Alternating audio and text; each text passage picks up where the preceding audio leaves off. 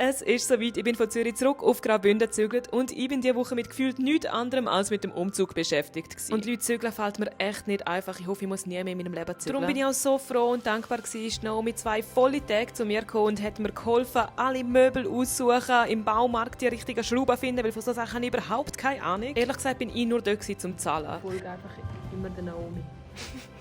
Und kauft das, was sie mir sagt. Das war unser Happy Dance, wo wir im letzten Laden fertig waren und uns dann ein wohlverdientes Nacht gemacht haben. Dann ist es aber natürlich noch ans Aufbauen gegangen. Der Teppich ausgerollt ist eigentlich das Einzige, was ich gemacht habe. Alles andere hat Naomi gemacht. Zum Beispiel hat sie mir ganz locker easy den Stubentisch zusammengebaut mit insgesamt 72 Schrauben. Was? Ich glaube, jeder braucht eine Naomi in seinem Leben. So sieht meine Stube jetzt aus und ich bin mega happy mit dem Endergebnis. Vor allem am Abend ist es richtig cozy mit diesen LED-Lichtchen, die wir übrigens auch Naomi montiert hat. Am Esszimmer habe ich auch riesig Freude und an meiner neuen Küche, da muss nur noch eine Lampe aufgehängt werden. Und ich habe endlich wieder ein Büro, das hat mir in Zürich so fest gefehlt. Ich weiss, es ist noch mega leer, also falls ihr irgendwie eine Idee habt, wie man das cool einrichten könnt, um da Videos zu machen, dann schreiben es mir mega gerne in den Kommentaren. Ich bin einfach so happy, zum da zu sein und wieder meine eigene Wohnung zu haben und mega dankbar, dass mir Naomi so geholfen hat. Am glücklichsten macht mich aber, dass meine Katzen auch riesig Freude haben, um wieder in einer grossen Wohnung zu sein und richtig viel Platz zu haben. So viel Platz, aber er nimmt den unchilligsten Schrank.